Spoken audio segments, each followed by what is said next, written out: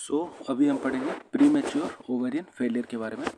Pre maturely ovary का fail हो जाना मतलब जो मीनोपोज हमारा एक्चुअली 50 एज के बाद होने वाला था वो अभी 40 एज के पहले हो जाना, इसीलिए नाम दिया है कि प्री मैच्योर ओवेरियन फेलियर। देखो यहाँ पे मैं डायग्राम पे कर रहा हूँ, ये ओवरीज जो नॉर्मली मीनोपॉज के बाद बंद होना चाहिए था, जो फेल हो जाना चाहिए था, वो अभी 40 ईयर से पहले फेल हो जा रहा है। तो इसीलिए onset of menopausal symptoms with increase in gonadotropin levels. अभी देखो ओवरी फेल हो गया बिफोर मतलब 40 ईयर्स, जो कि अभी नहीं होना चाहिए था। तो GnRH और FSH-LH जो ये अभी आ रहा है, ये अभी कहाँ जाएगा? ये तो यहाँ पे जा नहीं सकता क्योंकि काम ही नहीं करेगा, क्योंकि ओवरी फेल है। तो ये क्या होगा, सीरम में ब्लड में हो जाएगा इंक्रीज दोनों। ठीक है, अब सिम्टम्स क्या क्या होंगे? जितने भी सिम्टम्स तुमको मेनोपॉज के पता है ना, सब होंगे। अब मेनोपॉज में क्या होता है? एमेनोरिया होता है, ऑप्शन ऑफ मेंस्ट्रुएशन। एमेनोरिया मतलब ऑप्शन ऑफ मेंस्ट्रुएशन।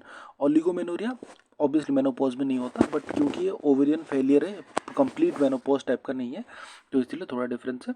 बाकी इनफर्टिलिटी ऑब्वियसली आफ्टर मतलब मेनोपॉज के बाद इनफर्टिलिटी होता है, हॉट फ्लैशेस होता है, इरिटेबिलिटी होता है, ये सब हमको पता है। और डिक्रीज सेक्स ड्राइव होता है। मेनोपॉज के बाद क्या हो जाता है ना, ईस्ट्रोजन प्रोजेस्टेरोन सब बंद हो जाता है, इसीलिए वेजाइनल ड्राइनेस बहुत होता है, जिसके कारण जब सेक्स करते हैं बहुत पेन होता है। ये सब तो ठीक है, हमको एक नाइट शॉट एक्स्ट्रा याद रखना है। ठीक है, अब मैंने जैसे बताया इन्वेस्टिगेशन अब क्या करना है, FSH का सैंपल्स ले लो, बट 4 वीक्स अपार्ट, मतलब 4 वीक्स मतलब ऑलमोस्ट 1 मंथ अपार्ट तुमको 2 FSH सैंपल्स लेने हैं कंफर्म करने के लिए कि हाँ मतलब सच में ओवेरियन फेलियर हुआ है कि नहीं। अब मैनेजमेंट क्या है, 40 में फेल हो गया तो हार्मोन रिप्लेसमेंट थेरेपी चाहिए टिल द एज ऑफ 51, क्योंकि ईस्ट्रोजन और प्रोजेस्टेरॉन तो चाहिए ही चाहिए एक वुमेन को। यही तो दोनों चीज़ें हैं जो एक वुमेन को वुमेन बनाते हैं। तो hormone replacement therapy till the age of 51। अब दूसरे का अब डिफरेंस देखो प्रीमेच्योर ओवेरियन फेलियर में और प्रीमेच्योर मेनोपॉज में।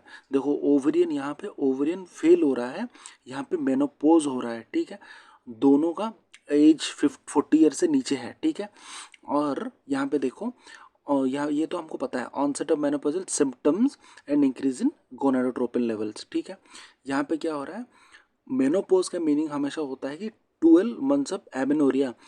एमेनोरिया मतलब ऑप्शन मेंस्ट्रुएशन, 12 महीने विदाउट मेंसेस, मतलब कुछ भी पीरियड्स नहीं होने के बाद मतलब basically 1 years of no periods, उसको ही उसके बाद ही हम लोग मेनोपॉज बोलते हैं। तो यहाँ पे ऐसा नहीं है प्रीमेच्योर ओवेरियन फेलियर में। ठीक है, वहाँ पे क्या होगा, इरेगुलर पीरियड्स होंगे और धीरे धीरे मतलब बहुत कम हो जाएगा पीरियड्स। ठीक है, यहाँ पे क्या होगा, 12 months of amenorrhea before the age of 40। तो यहाँ पे क्या हो सकता है, कभी कभी पीरियड्स हो सकते हैं बहुत लाइट, मतलब स्पॉटिंग टाइप का, 12 मतलब मान लो कि 6 महीने में एक ड्रॉप, ऐसे भी हो सकता है। ठीक है, प्रेग्नेंट बहुत डिफिकल्ट है क्योंकि वो फेल हो गया ओवरी, बट स्लाइट चांस। तो यहाँ पे मीनोपॉज हो गया है ना, तो पीरियड्स क्यों होंगे, और cannot fall pregnant because menopause हो गया है। अर्ली मीनोपॉज मतलब 12 मंथ्स ऑफ एमेनोरिया, जो अभी मैंने बताया menopause between age 40 to 45 years.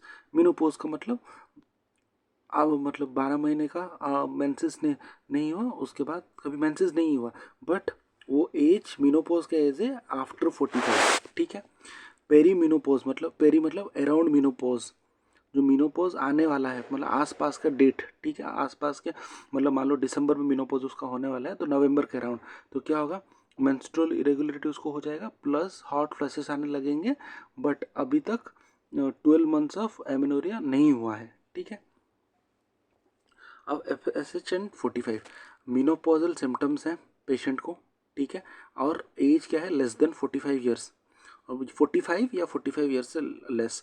तो अगर ऐसा कोई सिम्टम्स है तो बेस्ट है कि FSH परफॉर्म कर लो, ये आपको प्रीमेच्योर ओवेरियन फेलियर पता कर देगा। ऊपर हमने जो ये पढ़ा ना डिफरेंस दोनों में से क्या है पता कर देगा।